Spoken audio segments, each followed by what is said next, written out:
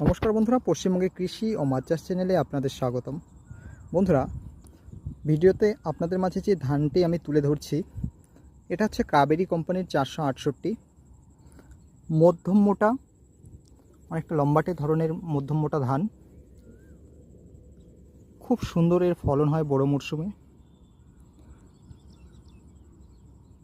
কাঁচা ধান অর্থাৎ কাটার পরে আপনারা শতকে 1 মনেরও মানে 40 কেজিতে 1 মন যে হয় তারও বেশি পাবেন, এবং শুকনোর পর মোটামুটি আপনাদের 26 থেকে 27 মন টিকবে প্রতি 33 শতাংশে।